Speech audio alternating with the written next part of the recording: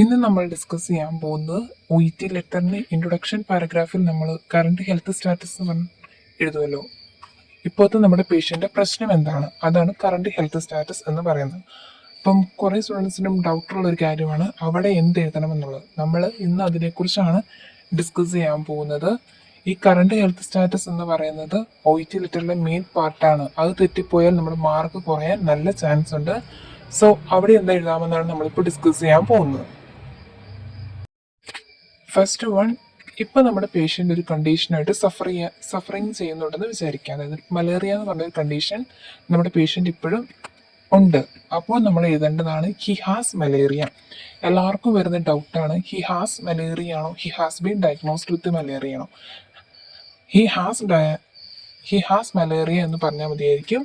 He has diagnosed with malaria വേണ്ട, ഉണ്ട് എന്ന് കാണിക്കാൻ നമ്മൾ എപ്പോഴും കൊടുക്കുന്നതാണ് ഹാസ് ഇട്ട്. സോ നമ്മുടെ പേഷ്യൻ്റ് ഇപ്പോൾ ആ ഒരു കണ്ടീഷന് കംപ്ലീറ്റ്ലി മാറിയിട്ടില്ല എന്നുണ്ടെങ്കിൽ നമ്മൾ കൊടുക്കേണ്ടതാണ് ഹാസ്.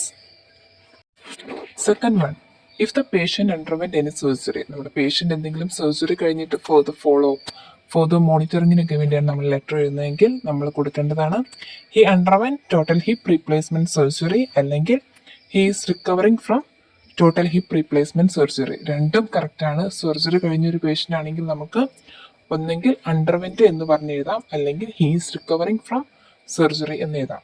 ഇവിടെ ശ്രദ്ധിക്കേണ്ട വേറൊരു കാര്യമുണ്ട്. ഒന്നെങ്കിൽ he underwent total hip replacement surgery എന്ന് എഴുതുക, അല്ലെങ്കിൽ he underwent A total hip replacement എന്ന് എഴുതുക. എയും സർജറിയും ഒരിക്കലും ഒരുമിച്ച് എഴുതാൻ പാടില്ല. സർജറികൾ ഏത് എഴുതിയാലും ശ്രദ്ധിക്കുക, എയും സർജറിയും ഒരുമിച്ച് എഴുതാണ്ടിരിക്കാൻ നോക്കുക.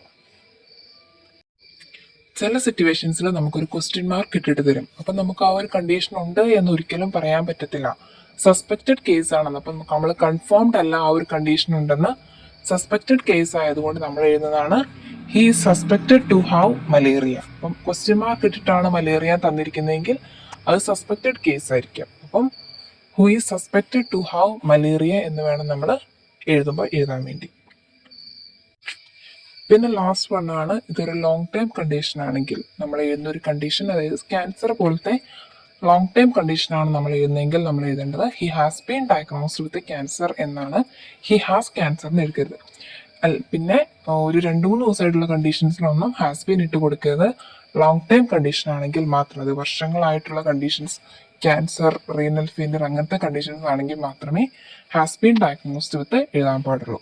ലോങ് ടൈം കണ്ടീഷൻസ് നമ്മൾ എഴുതേണ്ടതാണ് he has been diagnosed with cancer.